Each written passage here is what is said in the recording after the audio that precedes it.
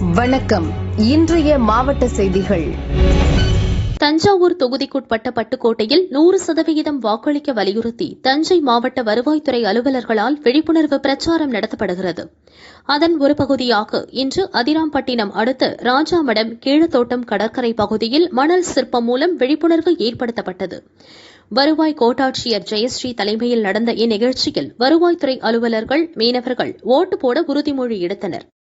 தொடர்ந்து 20க்கும் மேற்பட்ட படகுகளில் கோட்டாட்சியர் ஜெயஸ்ரீ தலைமையில் வருவாய்த்துறை அலுவலர்கள் கடலுக்குள் சென்று 100% வாக்குப்பதிவை வலியுறுத்தினர். திருச்சி மாவட்டம் மணப்பாறை மணியங்குறிச்சி செல்லாண்டியம்மன் கோவிலில் பங்குனி திருவிழா கடந்த 15 நாட்களுக்கு முன்பு தொடங்கியது. முக்கிய விழாவான செல்லாண்டியம்மன் தேரோட்டம் வெகு விமரிசையாக நடைபெற்றது. செல்லாண்டியம்மன் புஷ்ப அலங்காரத்தில் மேலதாளங்கள் முழங்க ஊர்வலமாக எடுத்து வரப்பட்டு தேரில் எழுந்தருளினார். திரளான பக்தர்கள் தேரை வடம் பிடித்து இழுத்தனர். தேர் 4 வீதிகளிலும் வலம் வந்து நிலையை அடைந்தது. பக்தர்கள் தேங்காய் உடைத்து தேரில் எழுந்தருளிய அம்மனுக்கு சிறப்பு வழிபாடு செய்தனர். தேரோட்டத்தை தொடர்ந்து பக்தர்கள் பொங்கல் வைத்து ஆடு, கோழி பலியிட்டு நேர்த்திக்கடன் செலுத்தினர். ஏப்ரல் 5ஆம் தேதி வெள்ளிக்கிழமை பாரி வேட்டை நிகழ்ச்சி நடைபெறும்.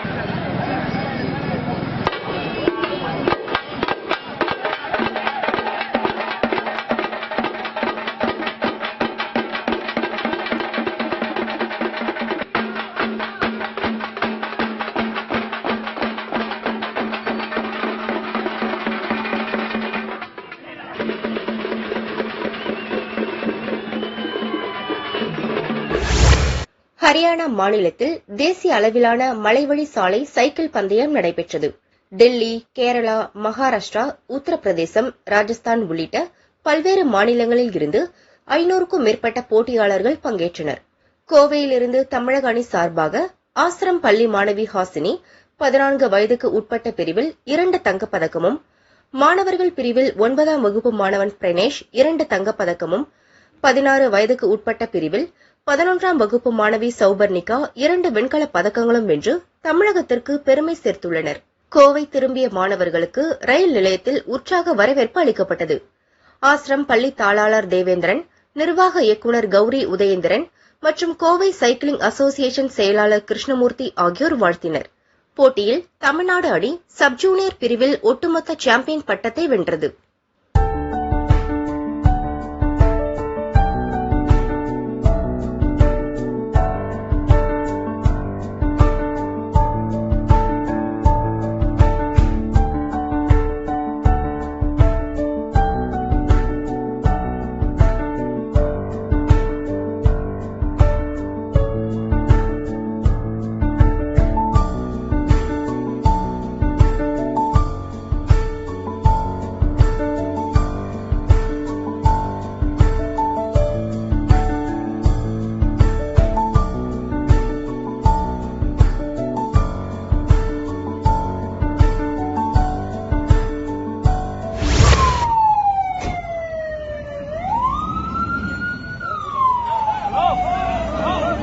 கோவை குனியமுத்தூர் இடையார்பாளையத்தைச் சேர்ந்தவர் கண்ணப்பன்.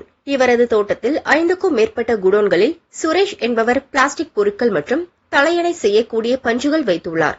மின்கசிவு காரணமாக குடோனில் தீ விபத்து ஏற்பட்டது. தீ அடுத்தடுத்த குடோனுக்கும் பரவியது. கோவை டவுன் தீயணைப்பு துறையினர் தீயை கட்டுப்படுத்தினர். பிளாஸ்டிக் மற்றும் பஞ்சு உள்ளிட்டவையில் தீ பிடித்ததால் கரும்புகை வான உயரத்துக்கு எழுந்தது. தீ விபத்தில் பல லட்சம் மதிப்பிலான பொருட்கள் தீயில் எரிந்தன. குனியமுத்தூர் போலீசார் விசாரிக்கின்றனர்.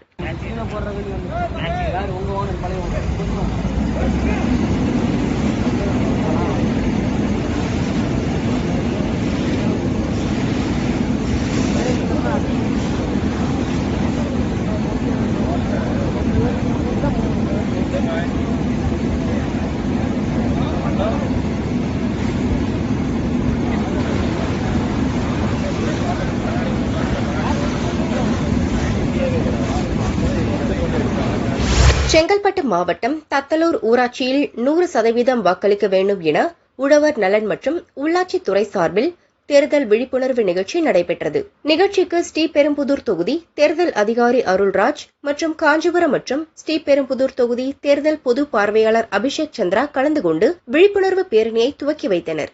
நிகழ்ச்சியில் பொதுமக்கள் 100% வாக்களிக்க விழிப்புணர்வு தெருக்கூத்து மூலம் நாடகம் நடைபெற்றது.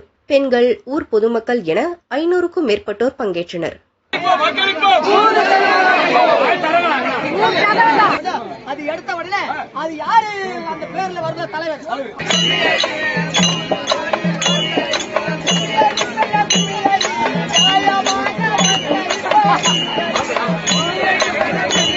அமைதியான தேர்தல்களின் மாண்பையும் நிலைநிறுத்துவோம் தூண்டலின்றியும் வாக்களிப்பையும்.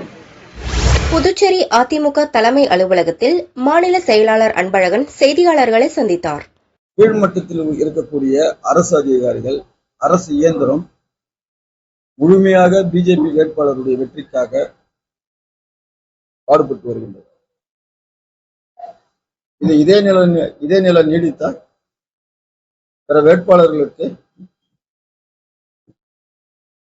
நடைபெறக்கூடிய இந்த நாடாளுமன்ற தேர்தலில் ஒரு சமநிலையோடு போட்டி போடக்கூடிய ஒரு வாய்ப்பே இல்லாத நிலை ஏற்படும். தற்போது கூட பிஜேபி வேட்பாளருக்கு ஒரு மிகப்பெரிய கண்டெய்னரில் இருந்து பல நூறு கோடி ரூபாய் பணம் வந்துள்ளதாக மக்கள் பேசிக் கொள்கின்றனர். பிஜேபி சார்பில் ஒவ்வொரு ஓட்டுக்கும் ரூபாய் 1000 வழங்கப்படுவதாக அதனுடைய நிர்வாகிகளுடைய மத்தியில் பேச்சு வெளிவந்து கொண்டிருக்கின்றது. இதையெல்லாம் தடுத்து நிறுத்த வேண்டிய புதுச்சேரி காவல்துறையும் புதுச்சேரி தேர்தல் துறையும் கைகட்டி ஒரு பார்வையாளராக வேடிக்கை பார்த்துக் கொண்டிருக்கின்றது. எனவே இந்திய அளவில் தற்போது நடைபெற்றுக் கொண்டிருக்கும் இந்த நாடாளுமன்ற தேர்தலில் புதுச்சேரி பாராளுமன்ற தொகுதி தேர்தல் என்பது இந்திய தேர்தல் ஆணையத்தின் சட்டத்திட்டங்களுக்கு உட்பட்டு நடக்கும் தேர்தலாக தெரியவில்லை. எனவே புதுச்சேரி பாராளுமன்ற தேர்தலை இந்திய தேர்தல் ஆணையம் ரத்து செய்துவிட்டு மீண்டும் அவர்களுக்கு ஏற்புடைய ஒரு தினத்தில் இந்திய தேர்தல் ஆணையத்தினுடைய நேரடி கண்காணிப்பில் புதுச்சேரி பாராளுமன்ற தேர்தலை நடத்த இந்திய தேர்தல் ஆணையம் முன்வர வேண்டும்.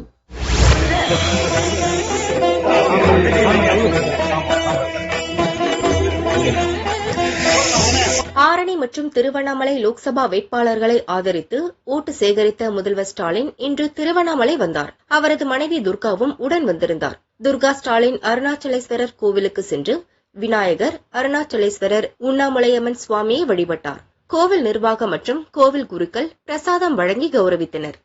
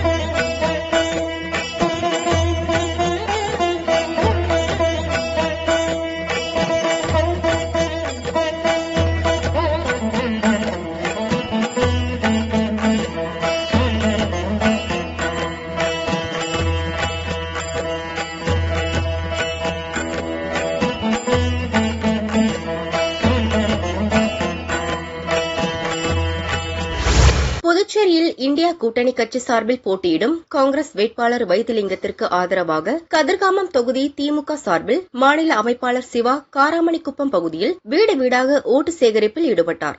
பின்னர் சிவா செய்தியாளர்களை சந்தித்தார். நிற்கக்கூடிய ஏதோ ஒரு பரப்புரையில நான் இருக்கின்ற வரை ஒரு காலம் புதுச்சேரி மின்துறை தனியார் மயமாக்கப்படாது அப்படின்னு சொல்லிட்டோம். இல்லைன்னா சிபிசி பாடத்தான் புதுச்சேரியில மக்களுக்கு விரோதமா, மாணவர்களுக்கு விரோதமா, பெற்றோர்களுக்கு விரோதமா நிச்சயமா நான் கொண்டு வர மாட்டோம் அப்படின்னு சொல்றோம். இவ்வளவு நாள் அவர் ஏதோ ஓரமா பெஞ்சில இருந்தாரு. புதுச்சேரியினுடைய ஒரு அமைச்சரா, ஒரு கேபினெட் பொறுப்புல, ஒரு கட்சி தலைவரா பல்வேறு பொறுப்புல இருந்திருக்காரு. தொடர்ந்து நாங்க கூட பல முறை வெற்றி பெற்று இருந்தா கூட எங்களுக்கு அந்த வாய்ப்பு இல்லை. அவரு சட்டமன்ற உறுப்பினராக உள்ள நுழைஞ்சது மிகப்பெரிய ஆளுமை உள்ள அமைச்சராகவும் கட்சி தலைவராகவும் பல்வேறு ஆளுமையா தான் இருந்திருக்காரு. அவரு எத்தனை முறை டெல்லிக்கு போய் இதுக்கோசம் முயற்சி எடுத்தாரு, என்னென்ன பண்ணாரு, அவங்க கட்சி அவர் ஆட்சியில் இருந்தப்ப என்ன பண்ணாங்க, இதெல்லாம் மக்கள் கேள்வி, மக்கள் கேட்பாங்கல்ல.